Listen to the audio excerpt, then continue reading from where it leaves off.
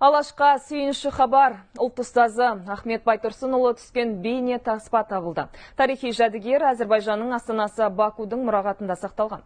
Тек видеодағы адамның кім екені жазылмаған, бірақ сырт келбетіне қарап ғалымдар оның Ахмет Байтұрсынов екеніне шек келтірмейді. Видеоны Ахаң жүріп өткен жолмен экспедициясының мүшелері жариялады.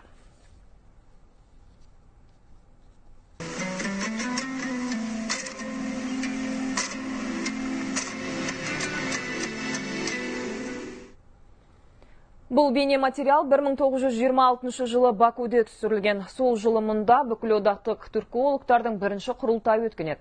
Келелі кеңеске қазақ жерінен 4 делегат қатысты. Олар Ахмет Байтұрсынов, Елдес Омаров, Біләл Сүлеев және Нәзір Төреғұлов. Содан уақыт салып Ахаң жүрген жолмен қазіргінің ғалымдары да жүріп өтті. Ақыры мұрағатты ақтарып, мол ақпар жинаған мамандар сол кеңесте түсірілген бейнематериалға қол жеткізді.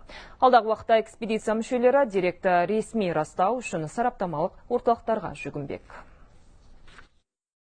Бірден айту керек, видео өте аса анық емес, бірақ алаштанушы ғалымдар, Ахаң танушы ғалымдар бұны бір ауыздан Ахаң деп сеніммен айтып отыр. Неге? Өйткені сол жиында Ахаң құрылтайда екі бірдей комиссияға жаңағындай жетекші болған екен. Мына президиумда ол комиссия мүшелері отырады. Ахаң бірінші болып отыр.